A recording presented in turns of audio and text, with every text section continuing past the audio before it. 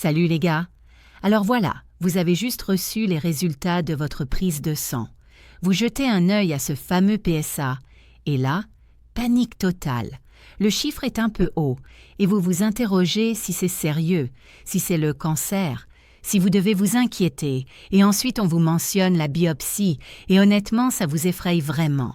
Respirez, messieurs, vous êtes au bon endroit. Avec plus de 25 ans d'expérience en urologie, j'ai vu défiler des milliers de patients dans votre situation. Et aujourd'hui, je vais tout vous expliquer de A à Z. Écoutez, je vais être franc avec vous. Un PSA élevé ne signifie pas automatiquement un cancer de la prostate. C'est ce que tout le monde pense, mais c'est faux. En fait, dans ma pratique quotidienne, la majorité des hommes qui viennent me consulter avec un PSA un peu élevé ont simplement une prostate qui a grossi avec l'âge ou une petite inflammation. Rien de dramatique. Mais bien sûr, il faut vérifier, il faut surveiller, et c'est précisément ce qu'on va examiner ensemble aujourd'hui. Dans cette vidéo, je vais vous expliquer ce qu'est le PSA, quels sont les chiffres normaux selon votre âge, la différence entre le PSA total et le PSA libre. Parce que oui, messieurs, il y a deux types de PSA et c'est hyper important de comprendre la différence. Je vais aussi vous parler de la biopsie, parce que je sais que beaucoup d'entre vous en ont une peur bleue et je vais vous dire exactement quand c'est vraiment nécessaire et quand on peut l'éviter. Et à la fin, je répondrai aux questions les plus fréquentes que mes patients me posent tous les jours. Allez, on y va. Alors, le PSA, qu'est-ce que c'est exactement? PSA, ça veut dire antigène prostatique spécifique. C'est une protéine, une enzyme en fait, qui est produite uniquement par les cellules de votre prostate. Son rôle naturel dans le corps, c'est de liquéfier le sperme après l'éjaculation pour permettre aux spermatozoïdes de nager plus facilement. Voilà, c'est son boulot. Normalement, il y a toujours une petite quantité de PSA qui circule dans votre sang. C'est tout à fait normal. Mais quand votre prostate subit un stress, que ce soit un simple grossissement lié à l'âge, une inflammation, une infection ou effectivement un cancer, elle va libérer plus de PSA dans le sang. Et c'est ça qu'on mesure avec la prise de sang. Qu'est-ce que le PSA exactement? Le test du PSA, c'est vraiment simple, messieurs. On vous prélève un peu de sang au pli du coude, comme n'importe quelle prise de sang, et hop, direction le labo. Pas besoin d'être à jeun, pas de préparation particulière.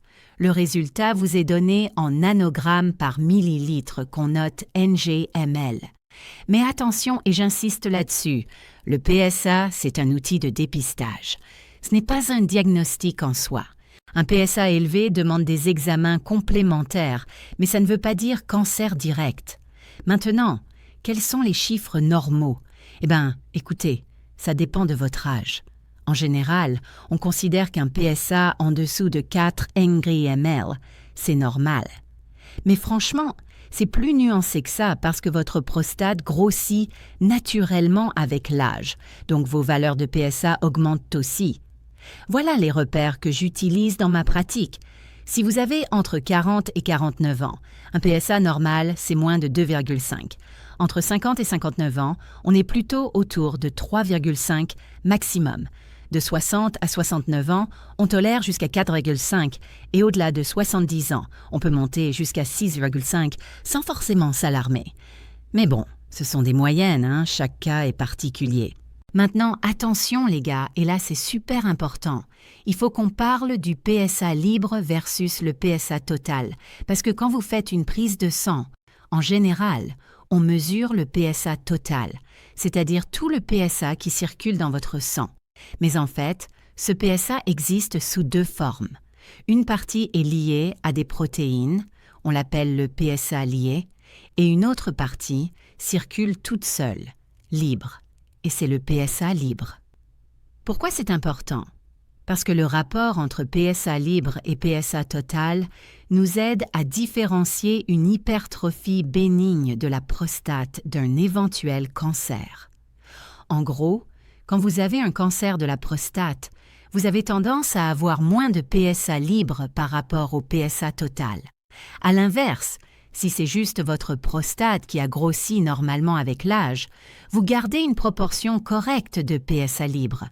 Concrètement, si votre rapport PSA libre sur PSA total est supérieur à 25%, c'est plutôt rassurant, ça penche vers quelque chose de bénin. Si c'est entre 15 et 25%, on est dans une zone intermédiaire, il faut surveiller. Et si c'est en dessous de 15%, là on se méfie un peu plus et on approfondit les examens. Je vous donne un exemple concret. J'ai eu un patient de 55 ans. Son PSA total était à 2,93 et son PSA libre à 0,15. Le rapport faisait environ 5%. Donc là, oui, on a fait d'autres examens pour vérifier. Mais bon, avant de paniquer avec des chiffres, il faut savoir qu'il y a plein de choses qui peuvent faire monter votre PSA temporairement et qui n'ont rien à voir avec un cancer. Alors, écoutez-moi bien parce que je vois régulièrement des mecs qui arrivent complètement stressés avec un PSA à 6 ou 7 et en fait, ils ont juste fait du vélo la veille ou ils ont eu des rapports sexuels le matin même de la prise de sang. Comment se fait le test PSA? Alors, quels sont ces facteurs? D'abord, l'âge. On en a parlé. Plus vous vieillissez, plus votre prostate grossit naturellement. C'est ce qu'on appelle l'hypertrophie bénigne de la prostate ou HBP. Et donc votre PSA monte, c'est physiologique, c'est normal. Ensuite, la prostatite, c'est-à-dire une inflammation de la prostate, que ce soit aiguë ou chronique. Ça fait flamber le PSA, une infection urinaire aussi, l'activité sexuelle récente. Et là, je suis très précis, messieurs, si vous avez éjaculé dans les 48 heures avant la prise de sang, votre PSA peut être artificiellement élevé. Même chose si vous avez fait du vélo, du cheval ou n'importe quelle activité qui met de la pression sur la prostate. Et puis il y a le toucher rectal. Si votre médecin vous a fait un toucher rectal juste avant la prise de sang, ça peut influencer le résultat. C'est pour ça que normalement, on fait d'abord la prise de sang et le toucher rectal après, ou on attend quelques jours entre les deux. Donc voilà le conseil que je donne à mes patients. Avant de faire votre PSA, évitez les rapports sexuels pendant 48 heures. Évitez le vélo et les sports qui mettent de la pression sur le périnée. Et si vous avez une infection urinaire ou une inflammation, on attend que ce soit guéri avant de mesurer le PSA. Comme ça, on a un résultat fiable. Bon, maintenant, parlons des causes d'un PSA élevé. Valeur normale selon l'âge, tableau détaillé. La plus fréquente de loin, c'est l'hypertrophie bénigne de la prostate. C'est vraiment le truc le plus commun chez les hommes de plus de 50 ans. Votre prostate grossit, elle appuie sur l'urètre, vous commencez à avoir du mal à uriner, vous vous levez la nuit pour aller aux toilettes et votre PSA monte. Mais ce n'est pas un cancer, c'est bénin. Deuxième cause fréquente, la prostatite, donc l'inflammation. Ça peut être une infection bactérienne ou une inflammation chronique sans microbes particuliers. Dans ce cas-là, le PSA peut monter pas mal, parfois jusqu'à 10 ou 15, et ça fait peur aux gens. Mais une fois qu'on traite l'inflammation avec des antibiotiques et des anti-inflammatoires, le PSA redescend. Et puis, oui, il y a le cancer de la prostate. Mais écoutez-moi bien, les gars, tous les cancers de la prostate ne font pas monter le PSA, et tous les PSA élevés ne sont pas des cancers. C'est vraiment important de comprendre ça. Dans ma pratique, je dirais qu'environ 70 à 75% des hommes qui viennent me voir avec un PSA entre 4 et 10 n'ont pas de cancer. Ils ont une HBP, une prostatite ou les deux. Alors, quand est-ce qu'il faut vraiment s'inquiéter? Je vous donne mes critères personnels après 25 ans d'expérience. Si votre PSA est en dessous de 4, en général, je suis tranquille. Surtout si vous avez moins de 60 ans. Entre 4 et 10, on surveille de près, on regarde le rapport PSA libre total, on fait un toucher rectal et selon les résultats, on décide si on pousse plus loin. Au-dessus de 10, là oui, on devient plus vigilant et on fait généralement d'autres examens. Mais ce qui m'inquiète le plus, ce n'est pas forcément le chiffre absolu, c'est la vitesse d'augmentation. Si votre PSA passe de 4 à 20 en un an, comme ça m'est arrivé avec un patient récemment, là oui, ça mérite qu'on creuse sérieusement. Une augmentation rapide, c'est plus suspect qu'un chiffre stable, même s'il est un peu élevé. Et maintenant, on arrive au sujet qui fait peur à tout le monde, la biopsie de la prostate. Écoutez, je comprends totalement vos craintes, messieurs. J'ai des patients qui me disent « Doc, je préfère ne pas savoir plutôt que de faire cette biopsie. » Alors, on va mettre les choses au clair une bonne fois pour toutes. La biopsie, c'est quand on prélève de petits morceaux de tissu de votre prostate avec une aiguille pour les analyser au microscope. C'est le seul moyen d'être sûr à 100% s'il y a un cancer ou non. Le toucher rectal, le PSA, l'IRM, tout ça, ce sont des indices, mais seule la biopsie donne le diagnostic définitif. Est-ce que c'est dangereux? Franchement, beaucoup moins que ce que les gens pensent. Oui, il peut y avoir des complications, mais elles sont rares. Les effets secondaires les plus fréquents, c'est un peu de sang dans les urines, ou le sperme pendant quelques jours. C'est impressionnant, mais pas grave. Le risque d'infection sérieuse, il est d'environ 1 à 2%, et on vous donne des antibiotiques préventifs pour limiter encore ce risque. Le risque de ne plus pouvoir uriner après, il existe, mais il est très faible, autour de 0,5%. Maintenant, est-ce qu'on peut l'éviter? Dans certains cas, oui. Aujourd'hui, on a l'IRM multiparamétrique de la prostate, qui est un examen d'imagerie très performant. Si votre PSA est modérément élevé, disons entre 4 et 10 avec un rapport PSA libre correct, je commence souvent par demander une IRM. Si l'IRM ne montre rien de suspect, on peut éviter la biopsie et juste surveiller.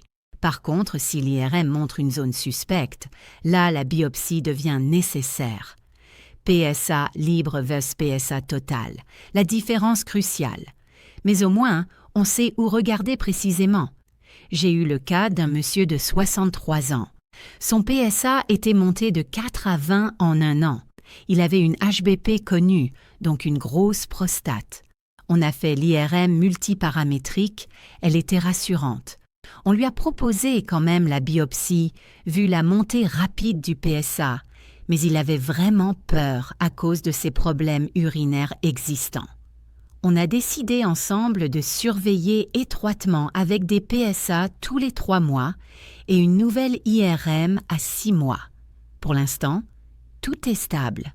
Donc oui, dans certains cas, on peut temporiser. Mais soyons clairs, si vous avez un PSA franchement élevé au-dessus de 10, surtout s'il monte vite et que l'IRM montre quelque chose, il faut faire la biopsie parce que le vrai risque, c'est de passer à côté d'un cancer qu'on aurait pu traiter tôt. Alors maintenant, à quel âge on commence à surveiller le PSA? Les recommandations françaises disent 50 ans pour les hommes sans facteur de risque particulier. Mais si vous avez des antécédents familiaux, un père ou un frère qui a eu un cancer de la prostate, on commence à 45 ans. Si vous êtes d'origine afro-antillaise, pareil, on commence à 45 ans parce que vous avez statistiquement plus de risques. Et puis, il y a les facteurs génétiques. Si dans votre famille, il y a des mutations des gènes BRCA1 ou BRCA2, connus surtout pour le cancer du sein et de l'ovaire chez les femmes, eh bien ça augmente aussi votre risque de cancer de la prostate. Dans ce cas, on peut même commencer le dépistage à 40 ans. La fréquence des contrôles, elle dépend de votre situation. Si votre PSA est normal et stable, en général, je dis tous les 2 ans, ça suffit. Si c'est un peu limite, on passe à un contrôle par an. Et si vous avez un PSA franchement élevé ou en augmentation, on peut faire des contrôles tous les 3 à 6 mois pour suivre l'évolution. Bon, et si votre PSA est élevé, qu'est-ce qu'on fait? Ça dépend de la cause. Si c'est une HBP, donc un simple grossissement bénin de la prostate, on a plusieurs options. D'abord, les médicaments. Il y a les alpha-bloquants comme la tamsulosine par exemple qui détendent les muscles de la prostate et de la vessie pour faciliter la miction. Ça ne fait pas vraiment baisser le PSA, mais ça améliore vos symptômes urinaires. Ensuite, il y a les inhibiteurs de la 5-alpha-réductase, comme le finastéride ou le dutastéride. Eux, par contre, ils réduisent la taille de la prostate et font baisser le PSA d'environ 50% après 6 mois de traitement. Donc, si vous prenez ce type de médicament, il faut que votre médecin le sache quand il interprète votre PSA, parce qu'on va multiplier le résultat par 2 pour avoir la vraie valeur. J'ai un patient de 69 ans qui a été opéré de la prostate il y a 4 ans. Son PSA était remonté à 8,5.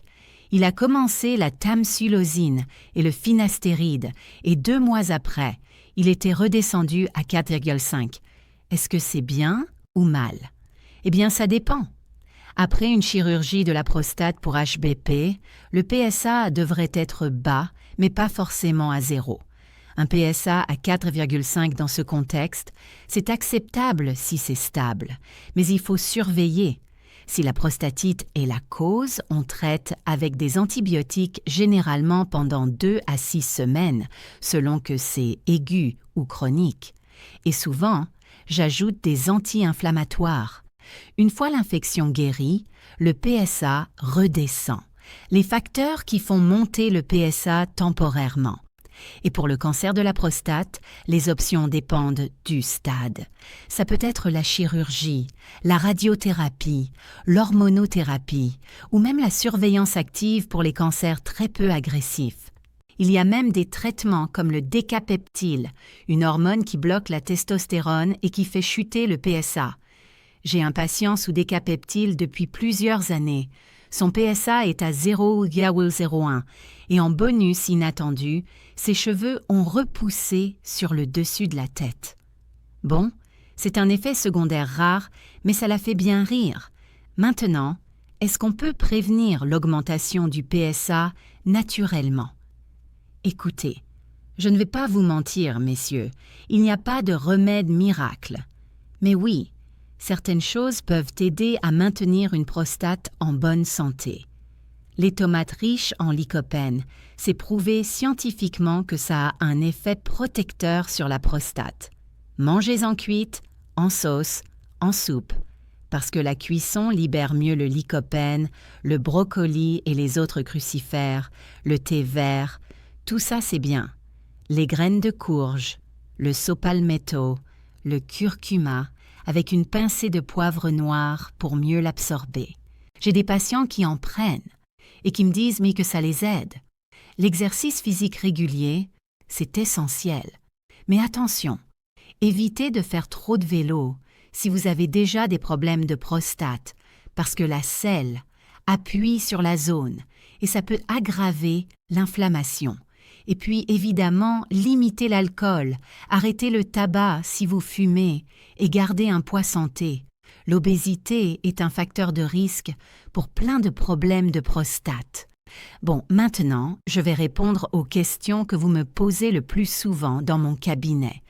Question numéro 1. Docteur, je me masturbe tous les jours, 1 ou 2 fois. Est-ce que ça augmente mon risque? Écoutez, il n'y a aucune preuve scientifique que la masturbation ou une activité sexuelle régulière augmente le risque de cancer de la prostate. Au contraire, certaines études suggèrent même que des éjaculations fréquentes pourraient avoir un effet protecteur. Donc non, continuez votre vie sexuelle normalement, c'est bon pour la santé. Par contre, rappelez-vous juste d'éviter l'éjaculation 48 heures avant une prise de sang pour le PSA. Question numéro 2. Mon mari a été opéré de la prostate il y a 3 ans. Son PSA devrait être à combien? Ça dépend du type d'opération. S'il a été opéré pour une HBP, donc un simple retrait de la partie qui bloquait, il garde une partie de sa prostate et donc un peu de PSA, généralement entre 1 et 3. Par contre, s'il a été opéré pour un cancer avec ablation totale de la prostate, ce qu'on appelle une prostatectomie radicale, là le PSA devrait être indétectable en dessous de 0,1. Si ça remonte au-dessus, on appelle ça une récidive biologique et il faut consulter. Question numéro 3. À quelle fréquence je dois faire le PSA? Si vous avez entre 50 et 70 ans, avec un PSA normal et stable, tous les 2 ans, c'est suffisant si vous avez des facteurs de risque ou un PSA un peu limite une fois par an. Et si vous êtes en surveillance pour une anomalie, votre urologue vous dira ça peut-être tous les 3, 6 ou 12 mois, selon votre situation. Question numéro 4. J'ai 55 ans. Mon PSA total est à 2,93 et mon PSA libre à 0,15. C'est comment? Alors déjà, votre PSA total est correct pour votre âge. Mais attention, si votre PSA libre est vraiment à 0,15, le rapport fait environ 5%, ce qui est bas. Ça mérite un toucher rectal et probablement une IRM pour vérifier. Mais il faut vérifier les unités sur votre analyse parce que parfois, le PSA libre est donné en pourcentage directement, pas en valeur absolue. Cause principale d'un PSA élevé. Voilà, messieurs, on arrive au bout. Je sais que c'est beaucoup d'informations d'un coup, mais l'important, c'est de retenir ça. Un PSA élevé n'est pas une condamnation à mort, loin de là. La plupart du temps, c'est bénin. Mais oui, il faut vérifier, il faut surveiller et il faut en parler avec votre médecin. Ne vous autodiagnostiquez pas avec Google. N'ayez pas peur de poser des questions à votre urologue. Et surtout, ne laissez pas la peur vous empêcher de faire les examens nécessaires, parce que si jamais c'est un cancer, plus c'est détecté tôt, mieux c'est traité. Et rappelez-vous, votre prostate, c'est comme votre voiture, il faut l'entretenir régulièrement. Alors, à partir de 50 ans ou 45, si vous avez des facteurs de risque, faites vos contrôles. Une simple prise de sang une fois par an ou tous les 2 ans, ce n'est vraiment pas grand-chose pour avoir l'esprit tranquille. Si vous avez des questions, laissez-moi un commentaire en dessous. Je vous réponds. Et si cette vidéo vous a été utile, partagez-la avec vos potes, votre beau-frère, votre voisin, parce que malheureusement, beaucoup d'hommes ne se font pas dépister alors qu'ils devraient. Prenez soin de vous, les gars, et à très bientôt pour une prochaine vidéo.